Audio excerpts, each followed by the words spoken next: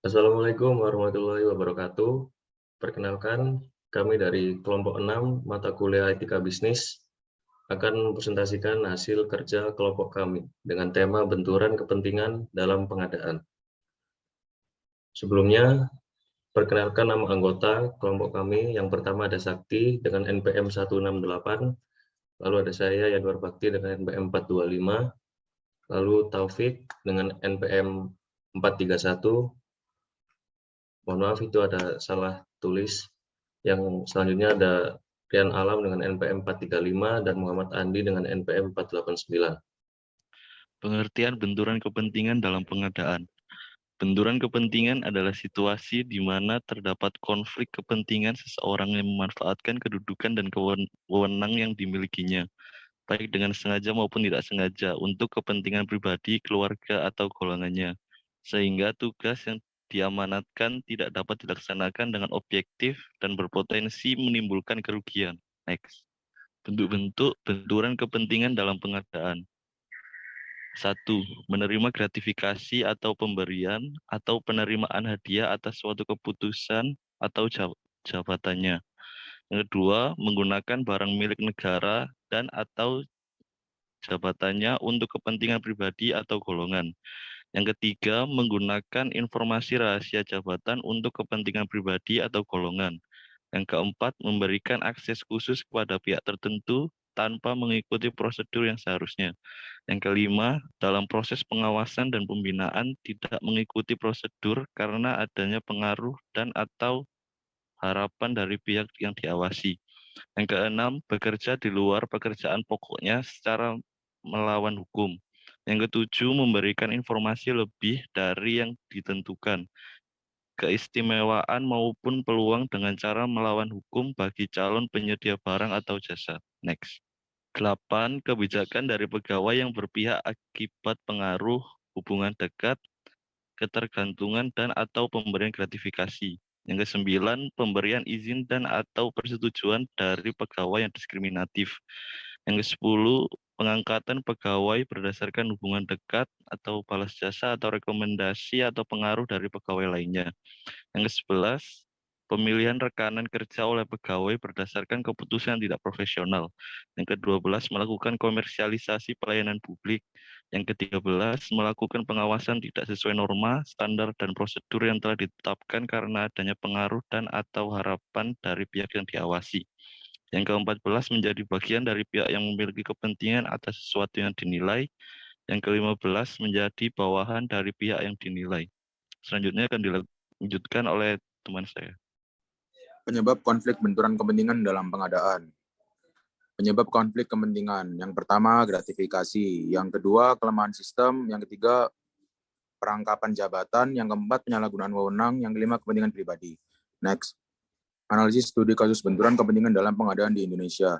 Konflik kepentingan dapat didefinisikan sebagai kondisi yang dialami oleh pejabat publik ketika kewajibannya menjalankan fungsi publik benturan dengan kepentingan pribadi menurut buku OECD tahun 2005. Benturan kepentingan terjadi ketika individu atau lembaga memiliki kesempatan nyata untuk menggunakan wewenang demi keuntungan pribadi atau kelompoknya dengan cara menyalahgunakan jabatan. Dengan melibatkan seorang pejabat, yaitu menteri yang merangkap penanggung jawab penanganan COVID-19, artinya dalam bisnis PCR telah terjadi benturan kepentingan walaupun pembelinya swasta dan tanpa uang negara. Di sini unsur korupsi melalui benturan kepentingan itu terpenuhi. Benturan kepentingan melahirkan korupsi bukan kasus baru di negara kita. Kasus korupsi serupa Bupati Bandung Barat tahun 2020 lalu misalnya. Pemerintah daerah yang melakukan pengadaan barang dan jasa dalam bentuk bansos berkolusi dengan penjual. Indikasinya terlihat dalam hal pembeli merupakan lembaga besar, nilai pembelinya besar, dan rekanan merupakan supplier yang berasal dari keluarga atau kerabatnya. Walaupun bisnis PCR bukan negara pelakunya, dalam kasus ini sebagai pejabat negara yang memiliki saham dalam PT GSI selaku pemasok PCR juga bisa dikategorikan konflik kepentingan. Meskipun keterlibatan terjadi secara tidak langsung, tapi penentu kebijakan adalah LBP sendiri. Dan dari fakta dan kondisi di atas bisa kita lihat bahwa salah satu red flag telah terjadi korupsi dalam bisnis PCR adalah pelaku melakukan rasionalisasi. Cara yang paling praktis sering membantah habis-habisan. Sekarang saja betapa banyaknya pernyataan tidak transparan dan sering berubah-ubah yang justru lebih menguatkan indikasi akan hal ini. Indikasi itu pun mengarah kepada KPK yang tidak berbuat apa-apa walaupun laporan datang bertubi-tubi dari LSM dan masyarakat. Berjanji seolah-olah berani memeriksa tak pandang bulu demi mendapatkan kepercayaan rakyat, tapi di balik itu semua ada skenario diam-diam justru menyelamatkan sang pejabat. Mungkin saja dalam beberapa bulan ke depan terbuka peluang kasus PCR ini ditutup melalui pengalihan isu, menguap lalu menghilang tanpa jejak. Selanjutnya bisa dijelaskan oleh Mas Alam. Prinsip penanganan konflik benturan kepentingan dalam pengadaan. Prinsip penanganan konflik kepentingan. Yang pertama, mengutamakan kepentingan publik. Kedua, menciptakan keterbukaan penanganan pengawasan konflik kepentingan. Yang ketiga, mendorong tanggung jawab pribadi dan sikap keteladanan. Yang keempat, menciptakan dan membina budaya organisasi yang tidak toleran terhadap kepentingan konflik. Kesimpulan, konflik kepentingan dapat didefinisikan sebagai kondisi yang dialami oleh pejabat publik ketika kewajibannya menjalankan fungsi publik berbenturan dengan kepentingan pribadi. Pengadaan PCR di Indonesia memiliki celah bagi pejabat untuk melakukan korupsi dengan melibatkan seorang pejabat yaitu menteri yang merangkap penanggung jawab penanganan COVID-19. Artinya dalam bisnis PCR telah terjadi benturan kepentingan walaupun pembelinya swasta dan tanpa uang negara. Walaupun bisnis PCR bukan negara pelakunya. Dalam kasus ini sebagai pejabat negara yang memiliki saham dalam PT GSI selaku pemasok PCR juga bisa dikategorikan konflik kepentingan. Penanganan benturan kepentingan pada dasarnya dilakukan melalui perbaikan nilai, sistem, pribadi, dan budaya.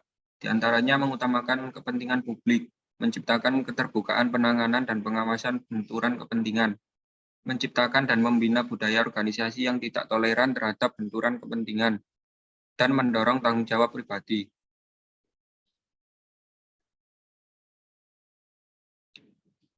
Selanjutnya saya kembalikan kepada moderator.